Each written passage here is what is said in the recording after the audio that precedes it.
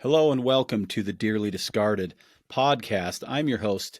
My name is Jared St. Clair, and it's good to be with you on another episode of the Dearly Discarded podcast. If you have been listening regularly, you'll know that React 19, of course, is um, the body of amazing people behind this show that are trying to get these stories out into the public consciousness so that things like what has happened with the vaccines, what has happened with a variety of other things surrounding the COVID-19 pandemic and so on, are exposed to as many people as possible so that we can avoid these things in the future.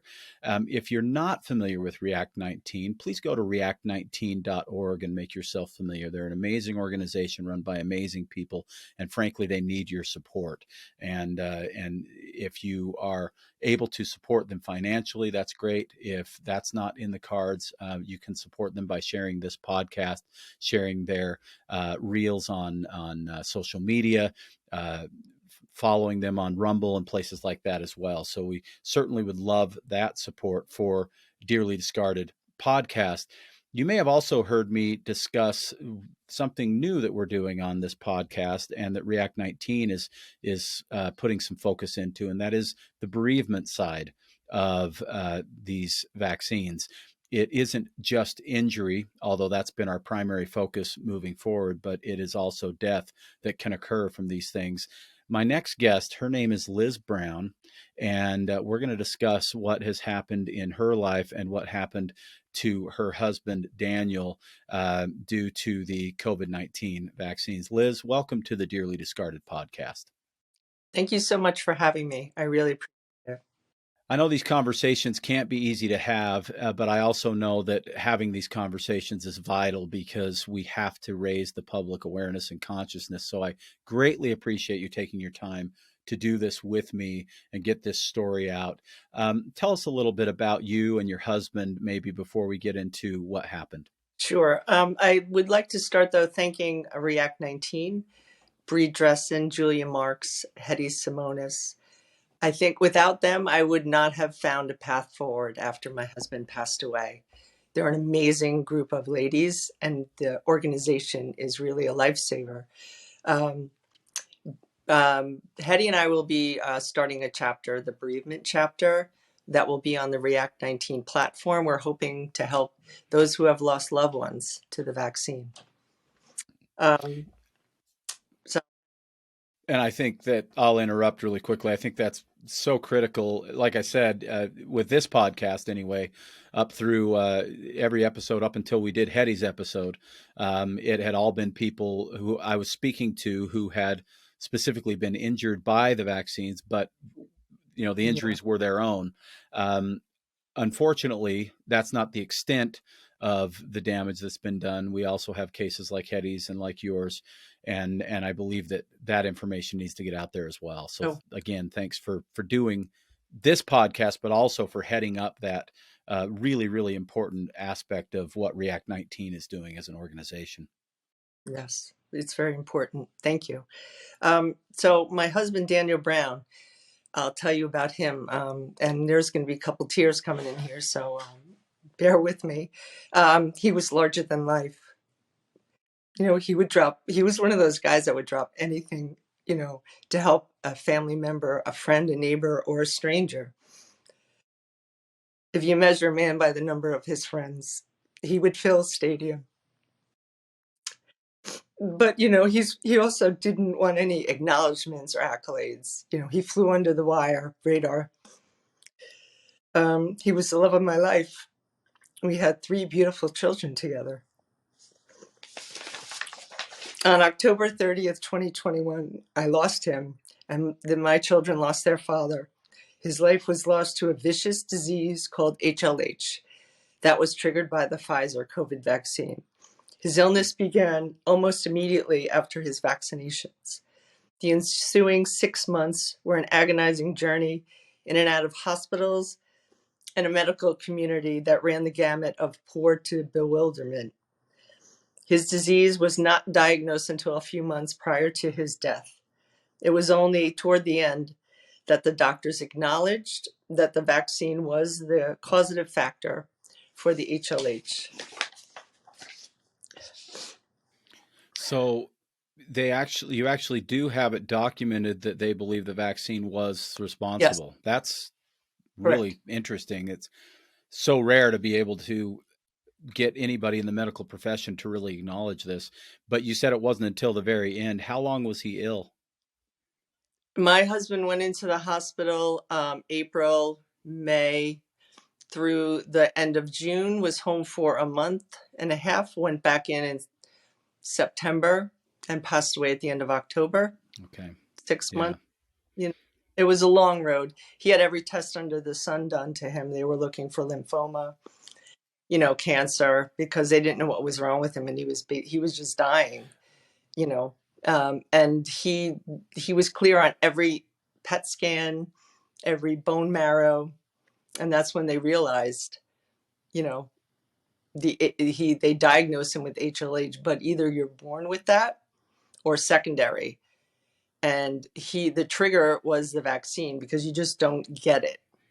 Something had to trigger. Certainly not suddenly, right? No. During the process, at what point did you suspect that perhaps it was the vaccine? Was it right away because it happened so quickly Yeah, after vaccination? Okay. correct. Absolutely. Yeah. I mean, it was a human condition. It was night and day. And what was the process of trying to convince doctors that that might be what was going on? I mean, was that a Yeah. challenging aspect of this? In the beginning, it was certainly, but there was no other reason, and it was too immediate. It just, what else could it possibly be? And they tested him. Honestly, I want to say he had 15 to 20 tests, Yeah.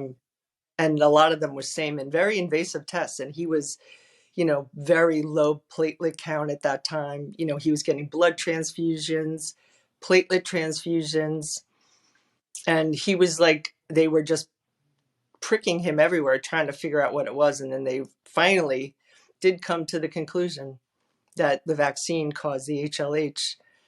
But when they determined that, they didn't feel like there was anything that could be done? He was being treated for HLH, Okay. yes, that he got home for about a month. But and it's such a vicious disease that the life expectancy is quite short. And he was doing really well, and then all of a sudden it came back, and he was rushed to the hospital. He was intubated, and that's the last stay in the hospital. He was there for a month, and he just passed. His heart stopped. I'm so sorry to hear that. It's horrifying, to say the least. And you say that it happened right away. Was it after just one dose, or did he have a second dose, or what happened He as had far as? both doses of the Okay. vaccine. The first dose, about 4 days later, and that was in April. He lost his he lost kind of cognitive thinking. He couldn't put words together. He was slurring his sentences. He didn't know what the dryer was in the house. So he was rushed to the hospital. They believe he had a TIA at that time, but was advised to get the second vaccine. He did. And then 5 days later, he came down with night sweats, fever. He had enlarged spleen, lymph nodes, low platelet count, like everything. It happened 4 days after the second shot. So in both cases, in about half a week, he started having Yeah, issues with it 4 for to 5. 3 or 4 days. Correct. When you discovered or determined, at least on your own, prior to the doctors acknowledging this, did you file a report? Did you look at VAERS? Did you even know that VAERS existed at that point? What was the process in terms of trying to figure this all out? Sure. Well, I was beside myself because no one knew what was wrong with him, so then you just become a doctor and you look into everything under the sun. So I called the FDA, I called the CDC, I went on the VAERS. He has 4 VAERS reports. 2 of them you can see, 2 of them you cannot. And I was going to touch on this later. The report that identifies that he passed away, you cannot see publicly. But it should be public, right? It's just hidden. Agreed. Yeah, I Hmm. was received a condolence letter, which I could read to you. Um, and it basically says we're keeping this for government information, because I asked him why can't I see his VAERS report? So if you'd like, I could read to you what they wrote to me. If you don't mind, I think that would be interesting Yeah, for people to this hear. is basically the email. I just printed the email. Okay. So this is the title is a condolence letter. Thank you for contacting the Vaccine Adverse Event Reporting System. Thank you for taking the time to file the report. VAERS data available to the public include only the initial report data to VAERS. Updated data, which contains data from medical records and corrections reported during the follow-up, are used by the government for analysis. However, for numerous reasons, including data consistency, these amended data are not available to the public. So his death, and there was another report prior to that when he went back into the hospital. Okay. No one will see. So it's just, And I've asked him why this is my husband. He passed away. Why is this data not available? And I've gotten no response. so is that the extent of the response that you've had, is the letter that you just wrote or read? Sorry. Yeah. Okay. Yeah. All right. So then let me ask you this. This is a question I always ask to every single guest on this show. And if the answers are oftentimes similar, but I'm always curious what people are thinking. This is not an easy interview for you. We discussed before you came on air that it would be, potentially challenging because it's such an incredibly emotional topic. But yet you're doing it anyway. Why do you want to share this story? Why does it matter that people hear this? I think it's extremely important that my husband and the names of people like him are remembered and memorialized. For if they are not, they will be relegated to at best a statistical population, or at worst, an unnamed symptom footnoted in a medical journal.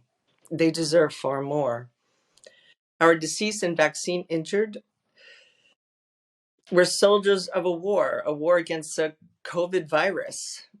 Unfortunately, unlike conventional war, where those who go to fight are generally aware of the risks, our loved ones were completely unaware of the vaccine risks. It was proposed as safe and effective.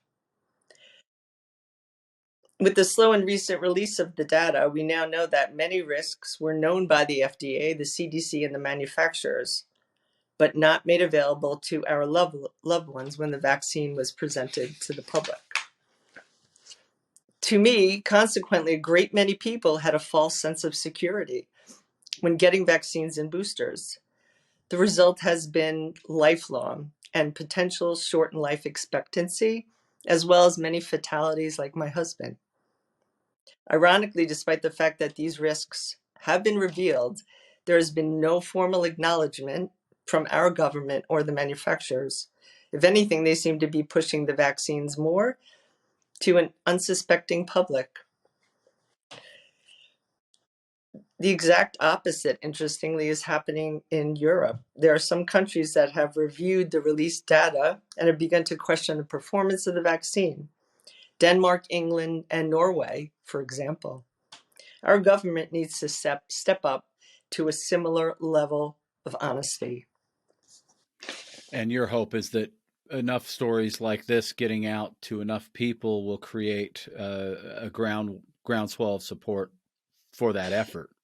No, the media doesn't pick up anything. Nobody knows about it. It's just it's shrouded in secrecy. There's so many people that have been so hurt, and thank God for React 19. I wouldn't have known. I didn't realize. I did my own searching on the VAERS, data, but Mm-hmm. it's like a minefield to try to go through that. So, yes, I accountability and awareness. It has to happen. Yeah. 100% concur, and that's why we do this podcast. And what I'll tell you, and people listening to the show have probably heard me say this to other guests, but I'll say it again because I think it's really important. The way that this information has been handled, by mass media, by social media, by everyone from YouTube to Facebook and every newspaper and news outlet you can imagine, other than really the independent ones. Yeah. Um, it's been, deemed as misinformation. It's been censored. It's been twisted to say things that aren't true. There's been all kinds of things that have happened, but and then we've all been shoved into our own little echo chambers.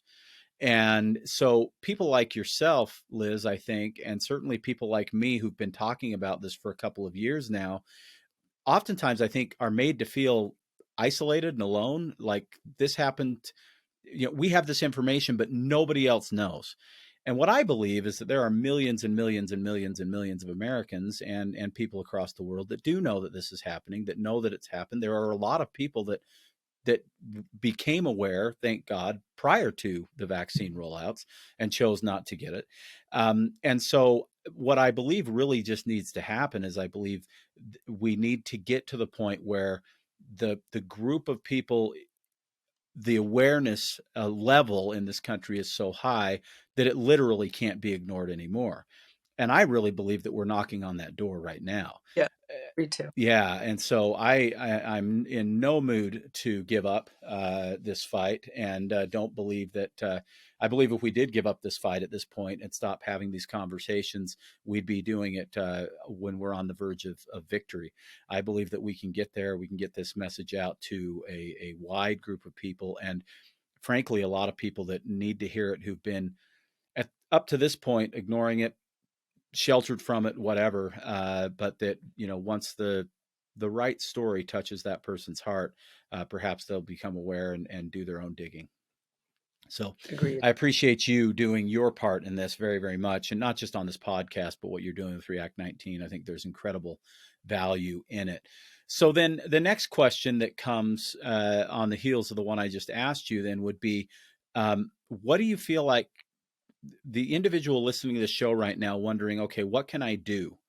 What can I do to forward this message and get as many people out there to be aware as possible? What would you suggest? Well, I'd start by saying don't stay silent. If you or your loved ones or anyone you know became ill or passed away after the vaccine, you need to speak up. There are organizations like React 19 that need to hear our stories. There's also politicians. Governor Ron DeSantis is looking into the whole vaccine Mm-hmm. rollout. Senator Ron Johnson. They have come to recognize the risks of these vaccines. I would think, check with your local senators, your House of Representatives to understand what their positions are. And we owe it to our loved ones to be heard because in many cases they can't speak for themselves. Yeah. 100%. I agree. And really that is the thing. I think above everything else that can be done, it's opening your mouth and telling the story. And if you don't have your own story, thank goodness, right? You weren't injured, a loved one wasn't injured or killed. You've heard this story now, and you've probably, if you found this story, have heard others before you came to this. Tell those stories, share shows like this, share the links to React 19, share videos of, from Rumble that you can't find on YouTube because of censorship of the Senator Ron Johnson hearings. These are all really powerful tools that we have to awaken more people to the plight of people who've been damaged by these vaccine rollouts. I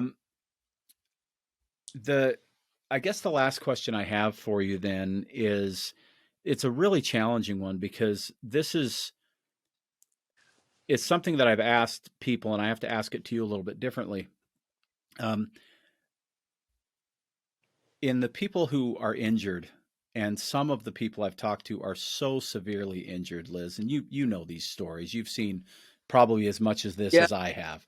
Young people in wheelchairs with feeding tubes, older people who are in and out of the hospital and every specialist you can imagine and aren't getting answers or even acknowledgement. But Daniel's gone. and he, we don't even have the opportunity to try to get him well again. After six short months after vaccination, he's not with us anymore. Is there cause for hope in what we're dealing with here? What's your take on that? Um, I think there's so much that needs to be done, because the vaccine is still, perceived as safe and effective. Right. And, I think, you know, to me, as, when I dig into things, the VAERS reporting system, you know, it's shrouded deep in secrecy. And that's a reporting system for people like myself, vaccine injured, people that lost a loved one, for, the research can be done from that. Adverse events could be looked into and seeing the cause, whether it's vaccine or not. And I feel like, after what I went through with VAERS and the fact that they're not publishing the fact that my husband passed away, that's critical data. And it's infuriating that, I get a condolence letter like that. That's not acceptable. So people don't know. It's there should be a full release of the vaccine data from the trials and from the rollout. That's like it's being slowly released, but no one knows about it, unless you really dig in Right. and find out. And until these things changes, it's very disheartening. I'd love to know how high up the collusion goes in our government that they thought to make this vaccine look good, because that's what has happened, and they need to be exposed. Yeah, it's a all valid points. And if you're listening and maybe you haven't been exposed to a lot of this information, you're a little bit new learning about these things.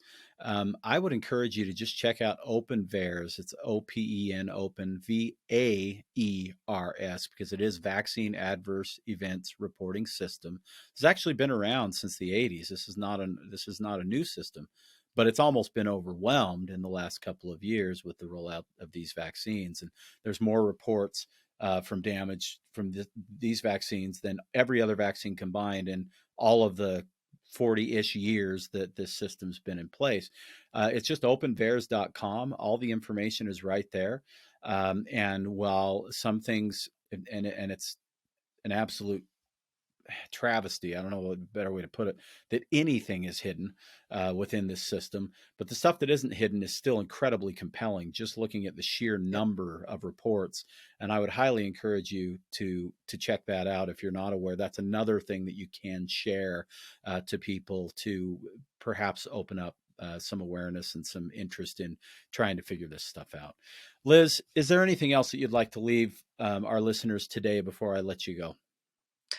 No, I just want to thank you for, taking the time to do this and to get these stories told.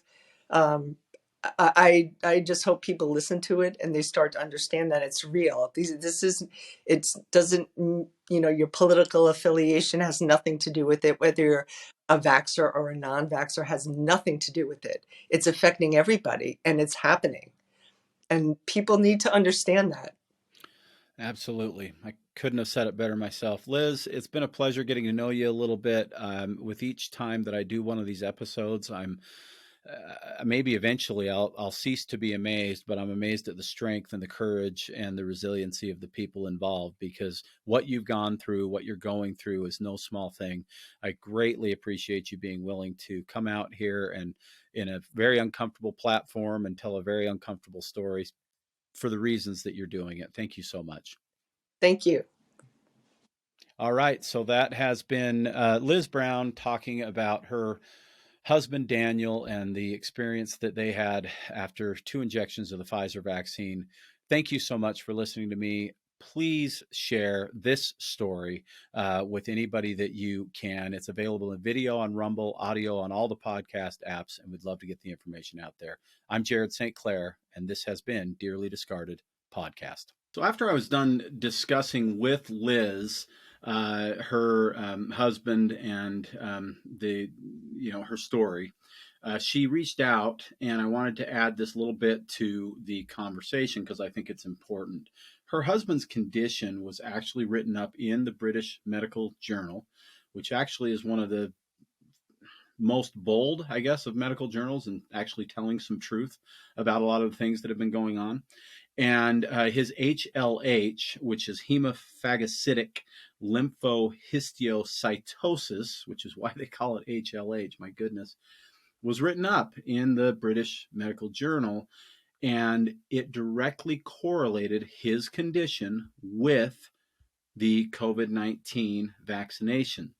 And that, I think, is a really, really important thing because, as we've discussed many times on Dearly Discarded podcast, these cases are not often directly correlated to the vaccine by the medical professionals who are seeing these patients. In many cases, they're looking everywhere but the vaccine and really just not willing to admit that the vaccine could potentially cause harm. But the British Medical Journal, which is a professional medical journal, highly revered, does specifically correlate HLH in the case of Liz's husband to the COVID-19 vaccination. Thank you so much.